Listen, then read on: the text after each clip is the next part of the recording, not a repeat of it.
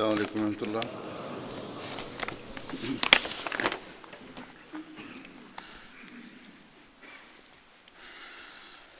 أشهد أن لا إله إلا الله وحده لا شريك له وأشهد أن محمدا عبده ورسوله أما بعد فأعوذ بالله من الشيطان الرجيم بسم الله الرحمن الرحيم الحمد لله رب العالمين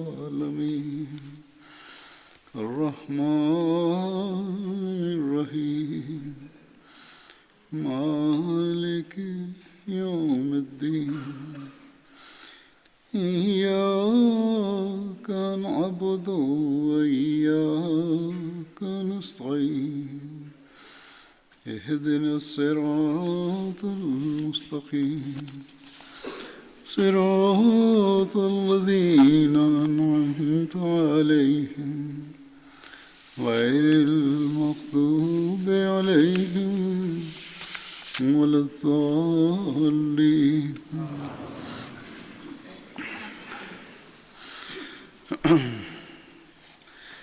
आज जिन बदरी साहबा का मैं जिक्र करूँगा उनमें पहला नाम है हज़रत Ubaid. Le premier des compagnons de Badr que j'évoquerai aujourd'hui se nomme Ubayd bin Abu Ubayd Ansari Awsi.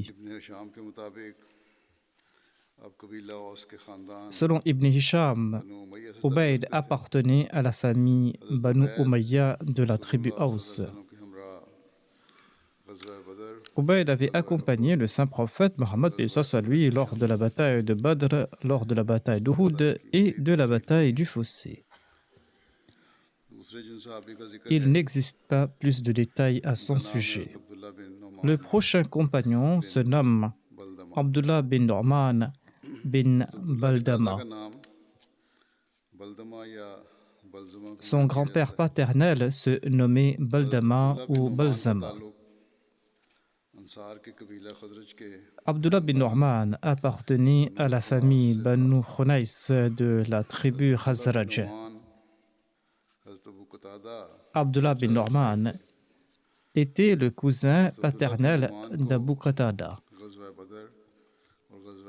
Abdullah bin Nu'man avait participé aux batailles de Badr et d'Uhud.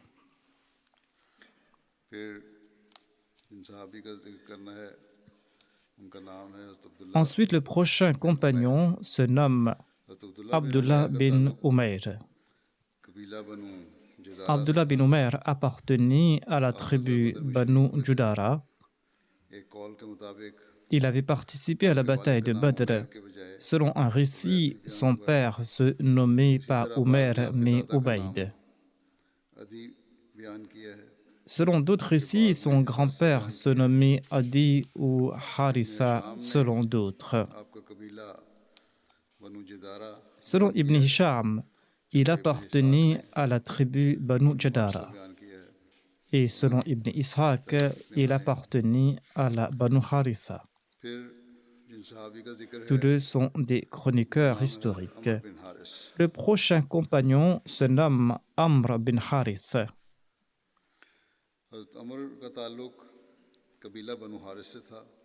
Amr bin Harith appartenait à la tribu Banu Harith. Selon certains, il se nommerait Amr ou Amir selon d'autres. Abu Nafi était son nom d'emprunt. Amr avait embrassé l'islam au tout début à la Mecque. Il avait aussi participé à la deuxième immigration en Abyssinie ainsi qu'à la bataille de Badr.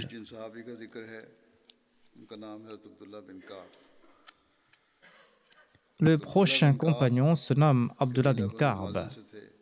Abdullah bin Ka'b appartenait à la tribu Banu Ma'zan. Son père se nommait Ka'b bin Amr et sa mère se nommait Rubab bint Abdullah.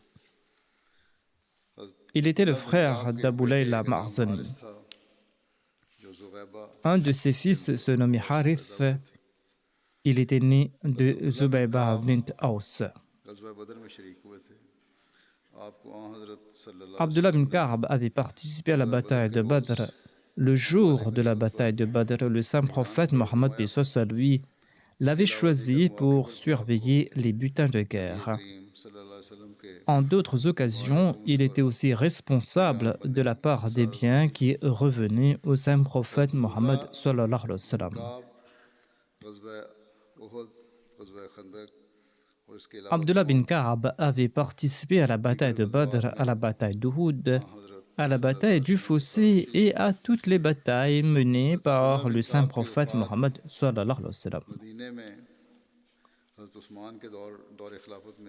Abdullah bin Ka'b est décédé à Médine en l'an 33 de l'Hégire au cours du califat d'Othman. Et ce fut le calife Othman qui avait dirigé sa prière funéraire. On disait que ses noms d'emprunt étaient Abu Harith ou Abu Yahya. Le prochain compagnon se nomme Abdullah bin Qais. Abdullah bin Qais appartenait à la tribu Banu Najjar. Son grand-père, selon le recueil d'histoire, se nomme Khalid ou Khalada selon la Tabaqat-e-Kubra. Le fils d'Abdullah bin Qais se nommait Abdurrahman et sa fille se nommait Umayra. Leur mère se nommait Souad bint Qais. Abdullah bin Qais avait une autre fille qui se nommait Aun. Abdullah bin Qais avait participé à la bataille de Badr et à la bataille d'Uhud. Selon Abdullah bin Muhammad Ammar Ansari, Abdullah bin Qais serait tombé à martyr lors de la bataille d'Uhud. Selon d'autres, il était toujours vivant après Uhud et il avait accompagné le saint prophète Mohammed lui dans toutes ces batailles et il serait décédé au cours du califat d'Othman. Il existe des divergences dans les recueils d'histoire et c'est pour cette raison que j'en fais mention ici. Le prochain compagnon se nomme Salama bin Aslam. Salama bin Aslam appartenait à la tribu Banu Haritha bin Harith. Son père se nommait Aslam. Selon un récit, son grand-père se nommait Harish ou Harif selon d'autres récits. Abu Sa'd était son nom d'emprunt. La mère de Salama se nommait Souad bint Rafi. Salama bin Aslam avait participé aux batailles de Badr, d'Uhud, à la bataille du Fossé et à toutes les batailles menées par le saint prophète Mohammed lui. Au cours de la bataille de Badr, Salama bin Aslam avait emprisonné Saïd bin Ubayd et Nu'man bin Amr. Salama bin Aslam est tombé à martyr lors de la bataille de Disr à l'époque du calife Omar. Cette bataille a eu lieu sur les rives de l'Euphrate. J'ai mentionné quelques détails sur cette bataille dans un précédent sermon. C'était une bataille importante entre les musulmans et les Persans. Disr signifie pont. En effet, un pont avait été bâti sur le fleuve et les musulmans étaient partis de l'autre côté.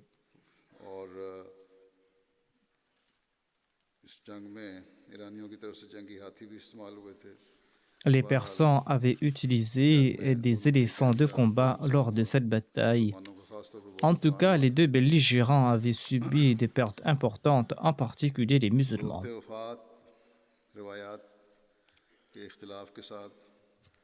Salama bin Aslam avait environ 38 ans selon des récits divergents.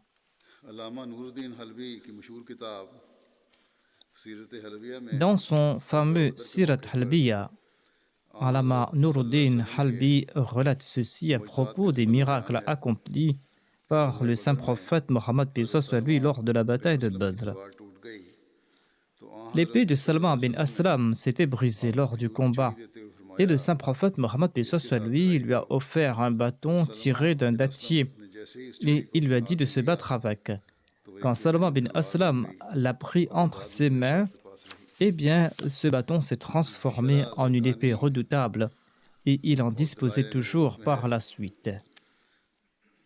Selon la Sharh Zurqani et Dalai Lamboua, l'épée de Salman bin Aslam s'était brisée lors de la bataille de Badr et Salman était resté les mains vides, sans armes. Le saint prophète, paix soit lui, lui a donné un bâton et lui a conseillé de se battre avec. Et ce bâton s'est transformé en une épée redoutable, une épée que Salama avait toujours en sa possession jusqu'au jour de la bataille de Disr.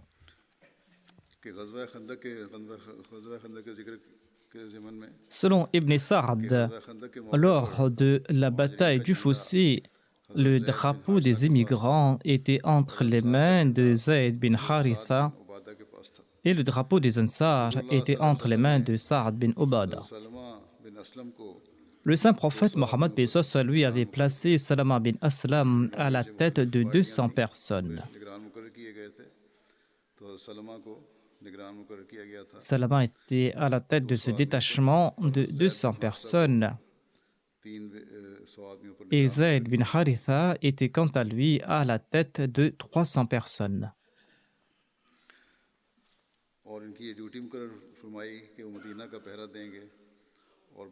Ils avaient pour mission d'assurer la sécurité de Médine et de réciter le takbir à voix haute. La raison était que le lieu sous la protection des Banu Qurayza, où se trouvaient les enfants, pouvait subir un assaut à tout moment. Le saint prophète Mohammed paix soit lui avait fait l'objet d'un complot d'assassinat. Et Hazrat Mirza Bashir Ahmad Sahib relate ceci à ce propos. Il déclare que l'humiliation cuisante causée par la défaite lors de la bataille d'Al-Ahzab consumait les Qurayshites de la Mecque. Et tout naturellement, Abu Sufyan, le chef de la Mecque, brûlait le plus de ce feu. C'était lui qui souffrait le plus de l'humiliation causée par cette campagne. Ce feu le dévorait de l'intérieur, mais il ne put se maîtriser pour longtemps et en fin de compte, les étincelles latentes surgirent et se manifestèrent. Tout naturellement, le saint prophète Mohammed paix soit lui était la cible de l'inimitié des mécréants. Il était en fait l'unique cible de leur inimitié.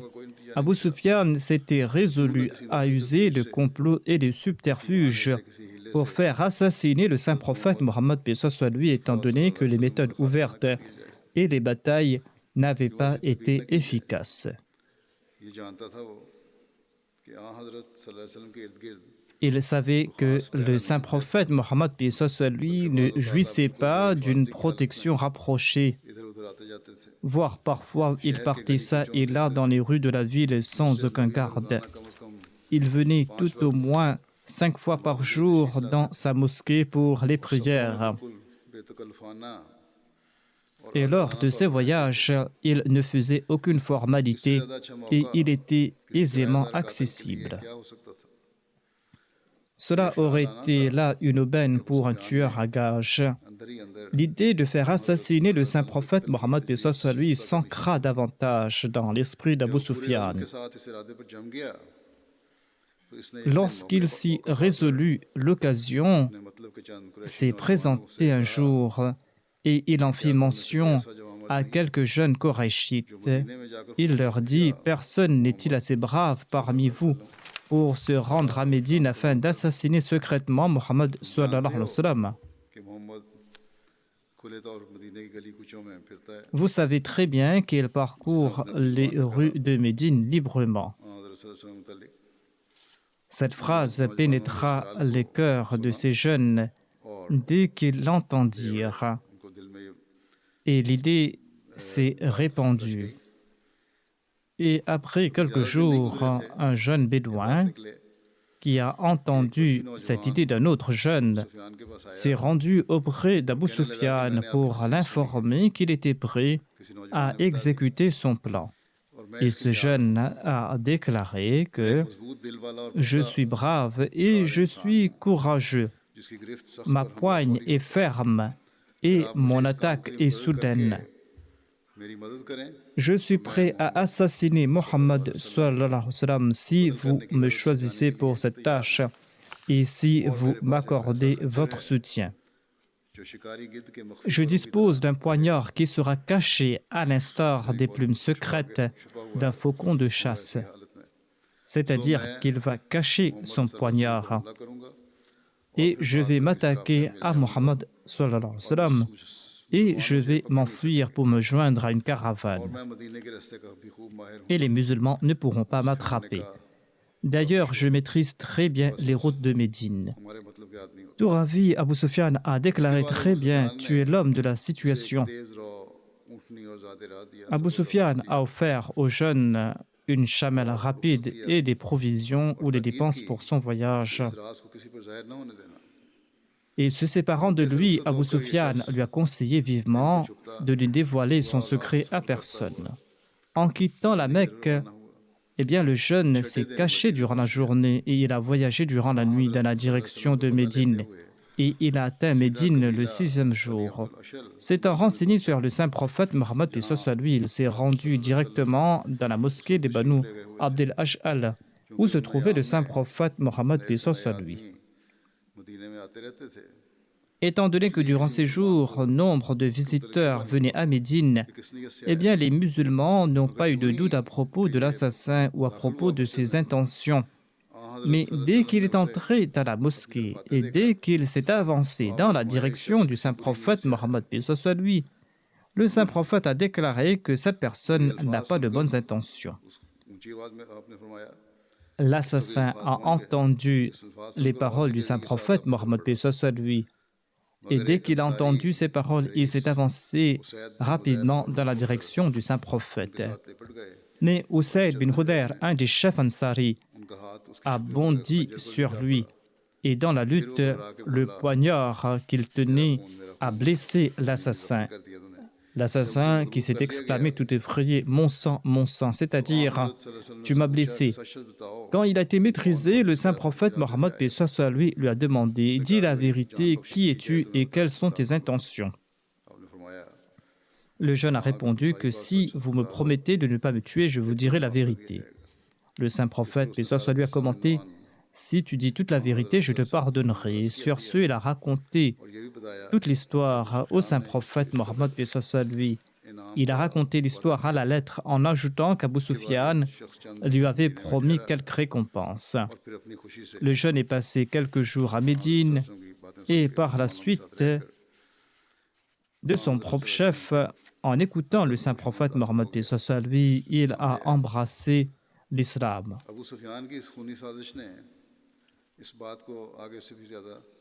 La tentative d'assassinat ourdie par Abu Sufyan démontra qu'il fallait être encore plus vigilant quant aux intentions des Mécois.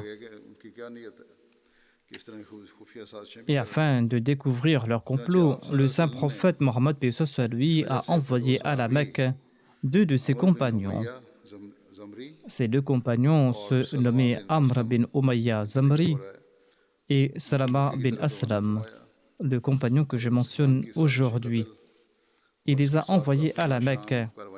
Étant donné le complot d'assassinat ourdi par Abu Sufyan et ses projets sanguinaires dans le passé, eh bien, ces 2 compagnons avaient aussi la permission d'assassiner cet ennemi juré de l'islam si jamais l'occasion se présentait. Or, les Mécois étaient suspicieux lorsqu'Umayya et son compagnon sont arrivés à la Mecque, et tous 2 ont rebroussé chemin vers Médine afin de rester en vie. En cours de route, ils sont tombés sur 2 espions des Qurayshites, envoyés par les chefs Qurayshites pour se renseigner sur les va-et-vient des musulmans, ainsi que les va-et-vient du saint prophète Mohammed, paix soit sur lui. Il était fort probable qu'il s'agissait d'un autre complot sanguinaire des Qurayshites pour assassiner le saint prophète Mohammed paix soit lui, comme dans le premier cas. Il tentait de tuer le saint prophète Mohammed paix soit lui, mais par la grâce d'Allah, Umayya et Salama bin Aslam ont découvert leur activité d'espionnage et ils ont attaqué ces deux espions pour tenter de les emprisonner. Mais lors du combat, un des espions a été tué et le deuxième a été fait prisonnier et il a été emmené à Médine. L'opinion des historiens diverge sur la date de cette expédition. Selon Ibn Hisham et Tabari, cette expédition a eu lieu en l'an 4 de l'Hégire, mais selon Ibn Sa'd, cette expédition a eu lieu en l'an 6 de l'Hégire. Allama Asqalani et Zurqani préfèrent la date présentée par Ibn Sa'd. Ayant analysé ces divers récits, Hazrat Mirza Bashir Ahmad Sahib a aussi présenté l'an 6 de l'Hégire. En tout cas, Allah, c'est le mieux. Bayhaqi est aussi d'accord avec la teneur du récit d'Ibn Sa'd, mais il n'a pas présenté la date de cet événement. L'on trouve aussi mention de Salman bin Aslam dans le cadre du traité de Hudaybiyah. Ammara relate: j'ai vu le saint prophète Mohammed lui assis le jour du pacte de Hudaybiyah. Abbad bin Bishr et Salama bin Aslam étaient debout à ses côtés et ils portaient tous les deux des casques de fer. Quand Suhail bin Amr, l'émissaire des Koraïchites, éleva la voix devant le saint prophète Mohammed lui, eh bien ses deux compagnons lui ont demandé de baisser la voix devant le saint prophète Mohammed lui. C'était là un service qu'il avait rendu en cette occasion.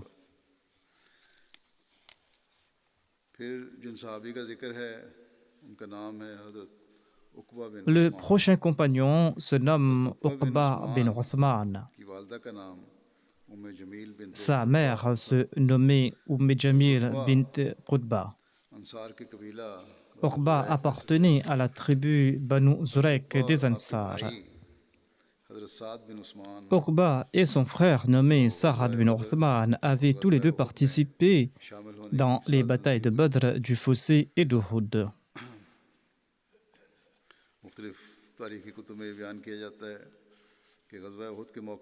Selon divers recueils de l'histoire, ces deux frères faisaient partie de ceux qui avaient abandonné le champ de bataille à Uhud lors d'une violente contre-attaque.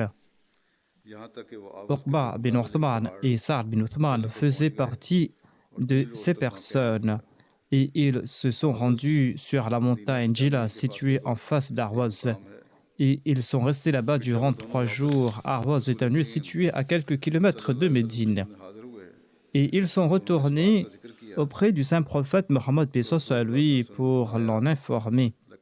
Et le saint prophète Mohammed paix soit lui a déclaré: vous étiez partis là où il y avait de l'aisance. En tout cas, le saint prophète Mohammed paix soit lui a fermé les yeux sur leur conduite et le saint prophète Mohammed paix soit lui leur a accordé son pardon et il ne les a pas réprimandés.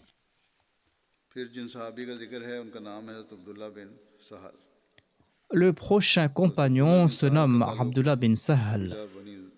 Abdullah bin Sahal appartenait à la tribu Banu Zarura, une tribu qui était l'allié des Banu Abdel Ash'al. On dit aussi que Abdullah était un Rassanide. Selon certains, Abdullah bin Sahal se nommait aussi Zayd ou Rafi. Sa mère se nommait Thorba bint Tayyihan. Elle était la sœur d'Abul Haytham bin Tayyihan. Abdullah bin Sahal était le frère de Rafi bin Sahal. Il avait participé à la bataille de Badr. Son frère Rafi l'avait accompagné lors des batailles d'Uhud et du Fossé. Abdullah bin Sahal est tombé en martyr lors de la bataille du Fossé. Une flèche d'un membre des Banu Uwayf l'avait touché. Mughira bin Hakim relate ceci: j'ai demandé à Abdullah bin Sahal s'il avait participé à la bataille de Badr. Abdullah a répondu: oui, j'étais présent à Badr et j'étais aussi présent à la Bayra d'Aqaba. Abdullah bin Sahal avait participé à la Ghazwa ou à l'expédition de Hamra ul-Assad.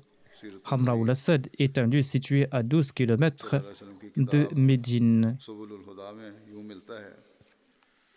Subul ul-Huda, une biographie du saint prophète Mohammed lui en fait mention. On y relate qu'Abdullah bin Sahal et son frère Rafi bin Sahal appartenaient tous les deux à la tribu des Banu al-Ash'al. Ils étaient sérieusement blessés lors de la bataille d'Uhud. Abdullah était le plus blessé des deux. Les deux frères ont entendu l'ordre du saint prophète Mohammed lui.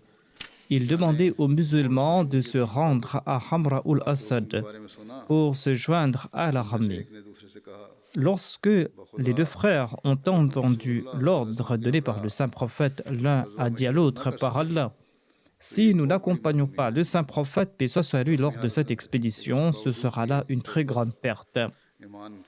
Ils étaient certes blessés, mais ils étaient animés de leur foi.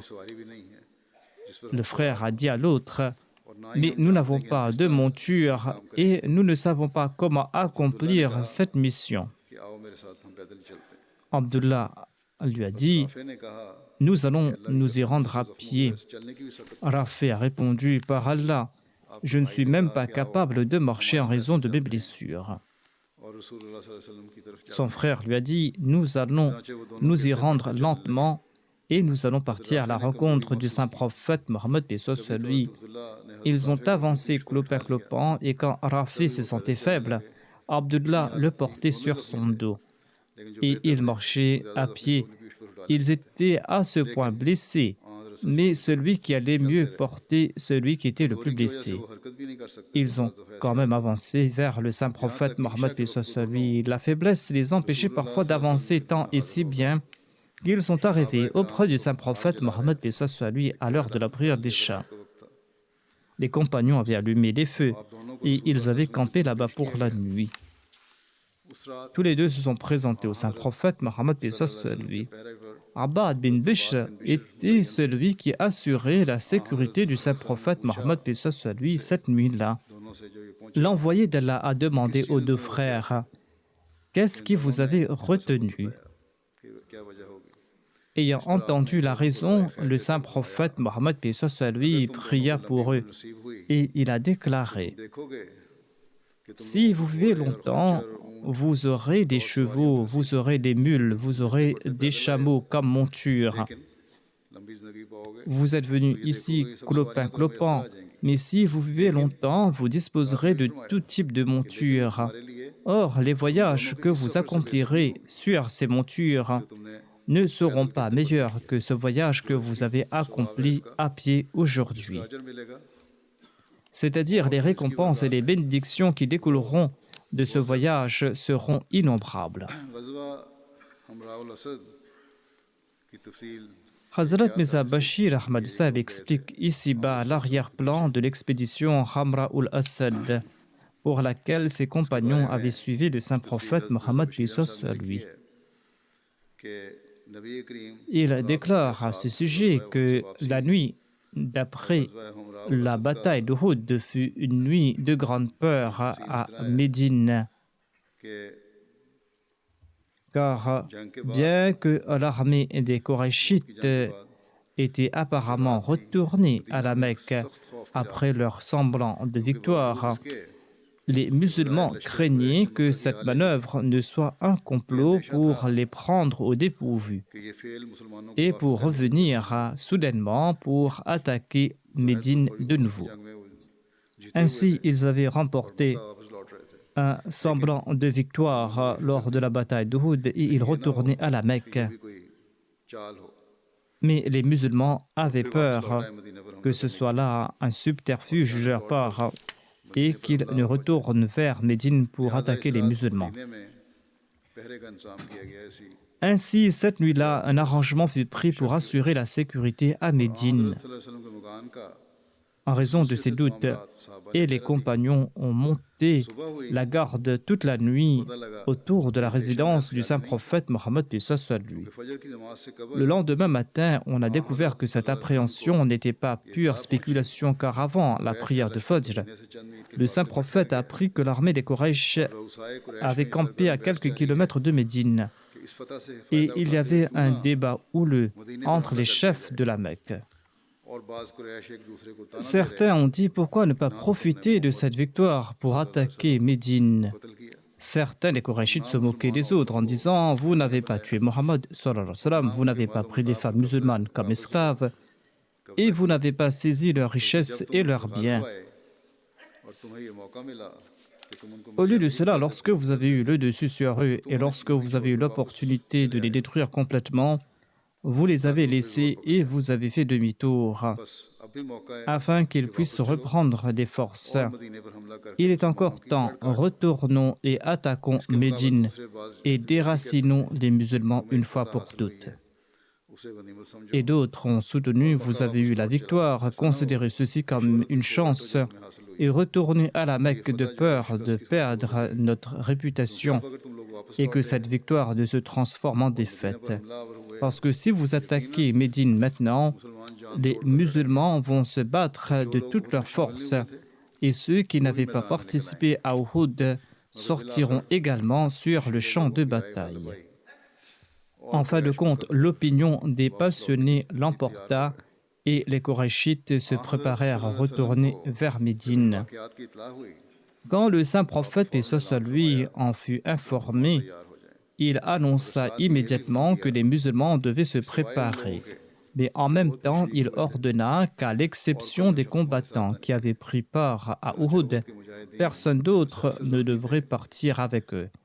Ainsi, les combattants de Uhud, qui étaient la plupart blessés, et j'ai déjà mentionné 2 de ces blessés, eh bien, ces combattants ont pansé leurs blessures et ils sont partis en compagnie de leur maître. On dit que les musulmans sont partis avec tant de joie et de zèle, comme si c'était une armée triomphante à la poursuite de l'ennemi. Après avoir parcouru une distance de 12 kilomètres, le saint prophète a atteint Hamra ul-Assad, où ils ont découvert les cadavres de 2 musulmans.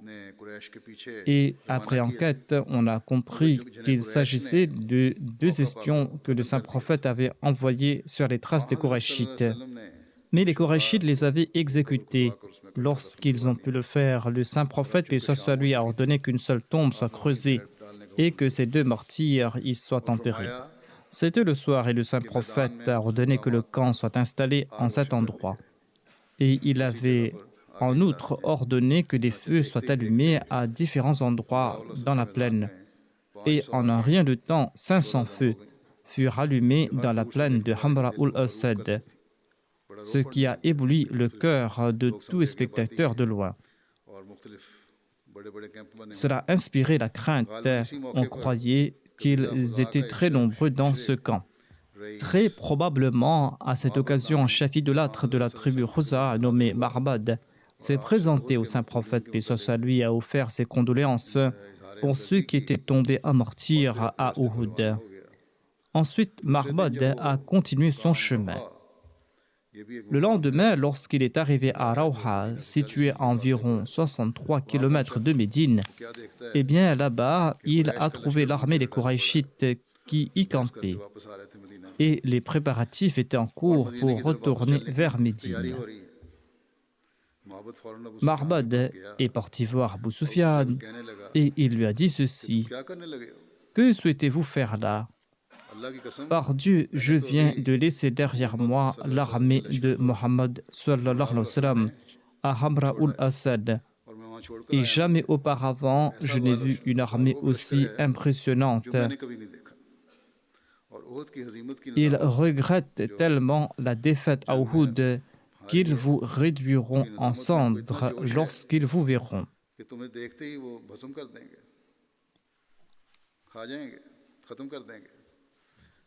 C'est-à-dire, ils vont vous détruire complètement, ils vont vous anéantir. Abu Sufyan et ses compères étaient tellement impressionnés par les commentaires de Marbad qu'ils ont abandonné l'idée de retourner à Médine et ils se sont précipités à la Mecque. Quand le saint prophète a appris que l'armée des Korachites s'était enfuie, il a remercié Dieu et il a déclaré: la crainte de Dieu a terrassé le cœur des infidèles. Ensuite, il est resté quelques jours à Hamra ul-Assad. Et après une absence de 5 jours, il est retourné à Médine.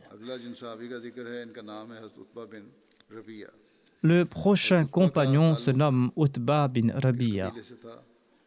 L'opinion des historiens diverge sur sa tribu d'origine. Selon Ibn Ishaq, il était l'allié de la tribu Banu Lawzan et il appartenait à la tribu Bahra. Selon d'autres, il était l'allié de la tribu Aus. En tout cas, il avait participé aux batailles de Badr et d'Uhud. Selon Alama ibn Hajar Asqalani, Utba bin Rabi'a était un des commandants ayant participé à la bataille de Yarmouk. Il dit qu'il s'agit de cet Utba que j'ai mentionné. Voici quelques détails sur la bataille de Yarmouk. En l'an 12 de l'Hégire, lorsque Abu Bakr est retourné à Médine après le Hajj, eh bien, il a envoyé une armée en l'an 13 de l'Hégire dans le Levant. Amr bin al-As a été envoyé en Palestine, Yazid bin Abi Sufyan, Ubaïda bin al-Jarrah et Sharhabil bin Hassana ont reçu l'ordre de se rendre à Taboukiya en passant par Yalka qui est situé au nord du Levant. Abu Bakr avait nommé Khalid bin Saïd commandant de l'armée avant de le remplacer par Yazid bin Abi Sufyan. Ils sont partis vers le Levant accompagnés de 7000 combattants. Les commandants des armées musulmanes se sont rendus au Levant, dans la région de la Syrie. Héraclus se trouvait en personne à Homs et les Byzantins avaient réuni une très grande armée. Héraclus avait choisi des commandants différents pour combattre chaque commandant musulman. Les préparatifs de l'ennemi avaient surpris les musulmans. Certains, dont la foi était chancelante, étaient terrifiés, car les musulmans étaient au nombre de 27 000. Vu cette situation, Amr bin As a reçu l'ordre de se joindre aux autres armées. Une fois réunis, en dépit de leur faible nombre, il ne sera pas facile de les vaincre. S'ils se réunissaient, eh bien, il ne sera pas facile de les vaincre. Si chaque corps d'armée combattait séparément sous son commandant, eh bien, il ne subsistera aucune armée qui pourra venir en aide à l'avant-garde. La raison étant que chaque troupe musulmane avait en face de grandes armées. Ainsi, on décida de réunir toutes les armées musulmanes à Yarmouk. D'ailleurs, le calife Abu Bakr avait conseillé à tous les musulmans de se réunir et de former une seule armée et d'accroître leur nombre face à l'ennemi. Et Allah leur accordera son soutien. Il a déclaré: Allah viendra en aide à celui qui l'aidera et il humiliera celui qui le rejettera. Ainsi, en dépit de votre faible nombre, l'ennemi n'aura pas le dessus sur vous, car vous serez en train de combattre pour la cause de Dieu.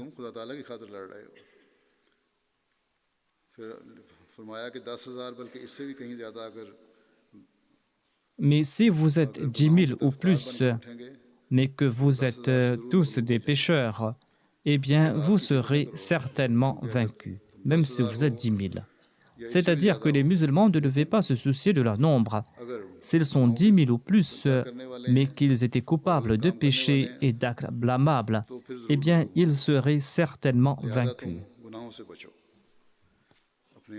Ainsi, vous devez éviter les transgressions et vous devez vous unir à Yarmouk pour combattre ensemble. Chaque armée devra accomplir la Salat avec son commandant. l'armée musulmane a assiégé l'armée byzantine à partir du mois de Safar de l'an 13 de l'Hégire jusqu'au mois de Rabiul Sani. Les musulmans n'ont pas remporté de victoire au cours de cette période et le calife Abu Bakr a envoyé comme renfort Khalid bin Walid d'Irak. Khalid bin Walid était le gouverneur d'Irak. Avant l'arrivée de Khalid bin Walid, chaque commandant combattait séparément avec son armée et sur place, Khalid bin Walid a conseillé à tous les musulmans d'élire un seul commandant et tous l'ont choisi comme leur chef. L'armée byzantine comptait entre 200 à 240 000 soldats et l'armée musulmane comptait entre 37 à 40 000 soldats, c'est-à-dire environ un cinquième de l'armée byzantine. 80 000 soldats byzantins avaient les pieds entravés et 40 000 autres s'étaient enchaînés afin qu'ils combattent jusqu'à leur mort sans la possibilité de prendre la fuite. Ces 120 000 soldats devaient se battre jusqu'à la mort. 40 000 autres s'étaient attachés avec leurs turbans. Et il y avait 80 000 cavaliers et 80 000 fantassins. D'innombrables prêtres étaient présents pour attiser l'ardeur guerrière des soldats byzantins. Pendant que durait la bataille, Abu Bakr est décédé au cours du mois Jamad al-Akhir des suites de sa maladie qui avait débuté au cours du mois de Jamad al-Oula. C'est à Allah que nous appartenons et c'est à lui que nous retournerons. Lors de la bataille, Khalid avait divisé l'armée en plusieurs détachements. On rapporte qu'ils étaient en 36 et 40 détachements, mais ils combattaient sous un seul commandant. Utba bin Rabia était le chef d'un des détachements. Khalid a déclaré « L'ennemi est certes nombreux, mais en raison de notre formation, l'ennemi croira que nous sommes plus nombreux. » Les faits suivants démontrent l'importance de cette armée musulmane. Cette armée comprenait 1000 aînés qui avaient vu le visage béni du saint prophète Mohammed lui, et 100 compagnons avaient participé à la bataille de Badr en sa compagnie. La bataille sanguinaire débuta entre les deux belligérants. Un messager est venu de Médine. Les cavaliers l'ont arrêté, mais il leur a dit que tout allait bien. En fait, il était venu annoncer la nouvelle du décès du calife Abu Bakr. On l'a dirigé vers Khalid. Khalid qui a annoncé secrètement la nouvelle du décès du calife. Mais le messager a dit à Khalid qu'il n'avait rien dit aux soldats. Khalid a pris la lettre et l'a placée dans son carquois. Il avait peur que cette nouvelle ne sème la confusion dans les rangs et ne baisse la vigueur des combattants musulmans. En tout cas, les musulmans ont combattu fermement jusqu'à dans la soirée, tant et si bien que l'armée byzantine a pris la fuite. Plus de 100 000 Byzantins sont morts lors de cette bataille et 3 000 musulmans sont tombés à martyrs, parmi lesquels se trouvait Ikrama bin Abi Jahl.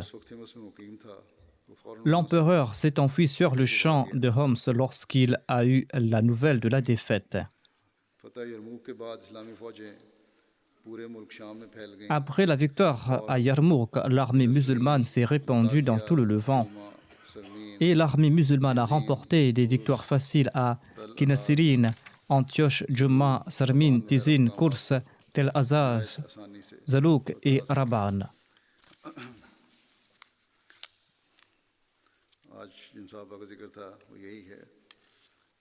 Ici se termine la mention des compagnons pour aujourd'hui. J'en ferai mention peut-être après le Ramadan, étant donné que le mois du Ramadan débute la semaine prochaine, Inch'Allah.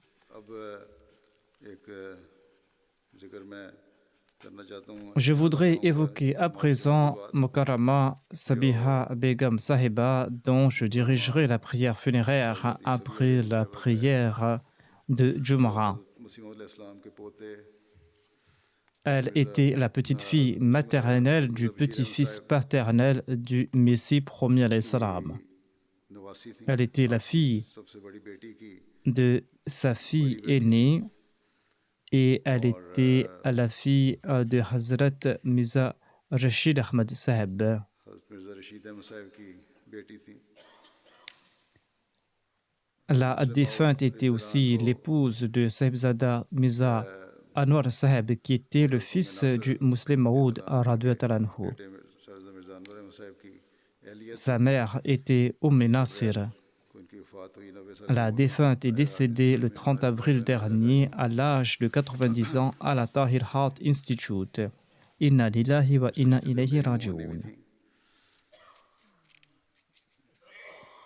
La défunte était aussi ma tante maternelle. Ahmad साहब हज़रत मिर्ज़ा सुल्तान अहमद साहब Hazrat Mirza Rashid Ahmad Saheb était le fils de Hazrat Mirza Sultan Ahmad Saheb.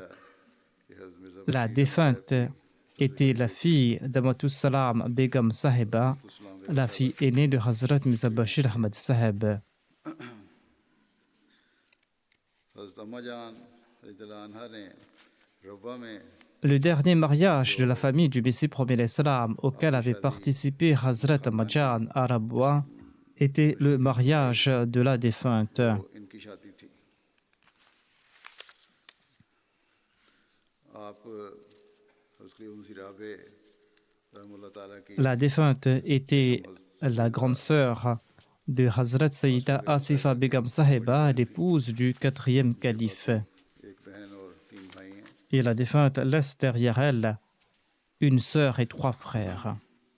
आपकी हमशीरा अनीसा फौजिया साहब लिखती हैं कि Anissa Fawzia Sahiba, la sœur de la défunte, relate ceci.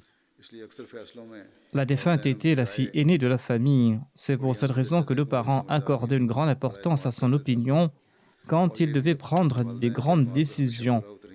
Et elle était très perspicace et ses parents avaient d'ailleurs une grande confiance en elle.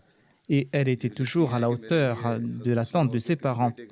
Elle s'est très bien occupée de l'éducation de ses frères et sœurs. La sœur de la défunte ajoute: on m'avait proposé un mariage à un des fils de Hazrat Muslim Maud. Hazrat Muslim Maud a déclaré: elle appartient à une bonne famille. Ses 2 sœurs sont d'ailleurs mes brus, c'est-à-dire la défunte ainsi que l'épouse du 4e calife étaient toutes les 2 les brus de Hazrat Muslim Maud. Hazrat Muslim Maud a déclaré: ces 2 sœurs sont mes brus et elles sont emplies d'affection et préservent l'unité de la famille. दुख सुख में काम आने वाली थी। Le fils de la défunte écrit: ma mère était simple, bienveillante envers les pauvres. Elle venait en aide à tout le monde, quelle que soit sa situation. Elle aidait les nécessiteux et ressentait une grande sympathie à leur égard. हद तक मदद हो सके Elle avait les larmes aux yeux lorsqu'elle écoutait ces gens-là et les aidait dans la mesure du possible. Ce ne sont pas là des exagérations, elle possédait certainement ces qualités. बेटी ने लिखा Elle avait un comportement exemplaire à l'égard de ses employés de maison. L'une de ses filles écrit qu'elle s'occupait d'eux comme si c'était ses enfants. Lorsqu'une employée allait se marier, elle a demandé à la défunte qu'elle souhaitait avoir la même dot qu'elle avait offert à sa propre fille. Et la défunte a préparé donc la même dot pour elle. भी थी ये Elle laisse derrière elle 3 filles et un fils. Elle était moussie par la grâce d'Allah. Sa prière funéraire a été faite hier et elle a été enterrée à la Bahishti Makbara. अपनी वालिदा की नेकियां Qu'elle permette à ses enfants de suivre son exemple de piété et qu'il leur permette de vivre ensemble en s'aimant les uns les autres et qu'il leur permette d'être toujours attachés à la Jamaat et au Khalifa.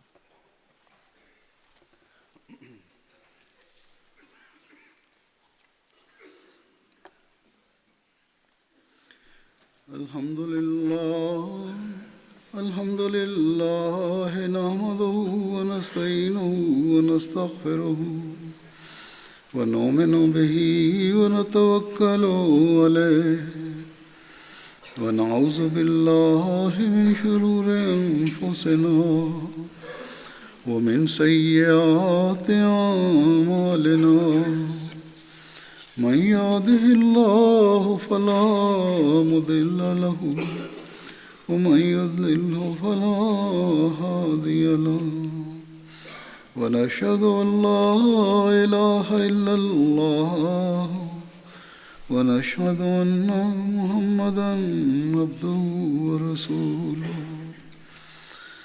عباد الله رحمكم الله إن الله يأمر بالعدل والإحسان وإيتاء ذي القربى وينهى عن الفحشاء والمنكر والبغي يعظكم لعلكم تذكرون اذكروا الله يذكركم وادعوه يستجب لكم ولذكر الله أكبر